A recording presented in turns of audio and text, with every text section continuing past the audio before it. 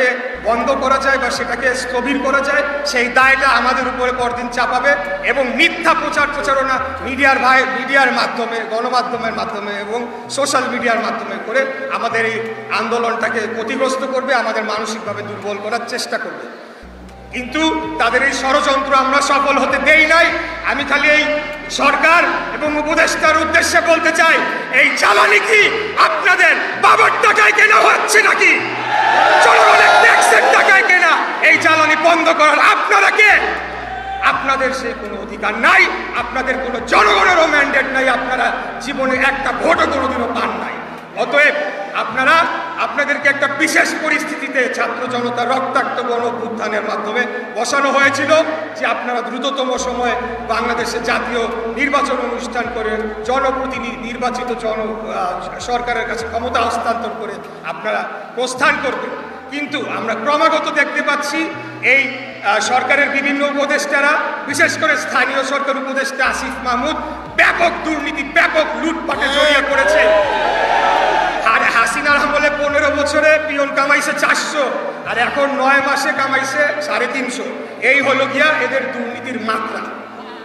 আপনারা জানেন যে এই স্থানীয় সরকার সচিবালয়ে একটি অগ্নিকাণ্ডের ঘটনার পরে স্থানীয় সরকার মন্ত্রণালয় এবং এই উপদেষ্টা নগর ভবনে তারা অফিস করছিল।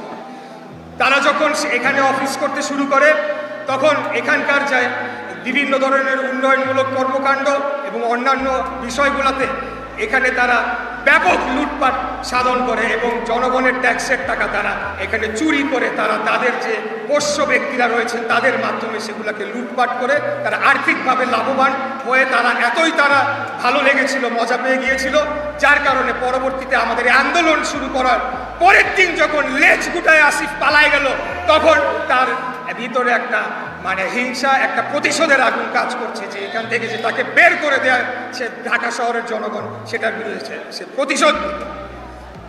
এরপরে আপনারা দেখেছেন যে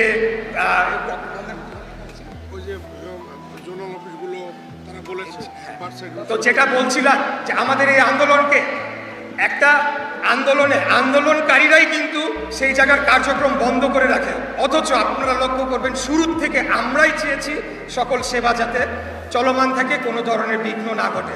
এবং ঈদের পরে যখন আমরা পুনরায় শুরু করলাম আমরা কিন্তু তখন সিদ্ধান্তই নিয়েছি এবং আপনাদেরকেও বলেছি আপনারা এটি প্রচার করবেন যে আমরা যাতে দৈনন্দিন যে সেবা স্পষ্টভাবে বলা হয়েছে সেগুলোকে পুনরায় চালু করে দেওয়া হবে। আমাদের আন্দোলন চলমান থাকুক, এটার পরিণতি যাই হোক, নগরবাসীর দুর্ভোগ যাতে আর এটা বৃদ্ধি না পায় সেটার জন্য আমরা পদক্ষেপ নিব। কিন্তু আমরা গতকালকে বিভিন্ন ওয়ার্ড সচিবদের সাথে একটা মতবিনিময় সভা আমরা করেছি এবং আমরা তাদেরকে নির্দেশনা দিয়েছি প্রত্যেকটি ওয়ার্ডে যাতে তারা জন্ম নিবন্ধন, মৃত্যু সনদ, নাগরিক সনদ এবং ওয়ারিশান সার্টিফিকেট এই আবেদনগুলো তারা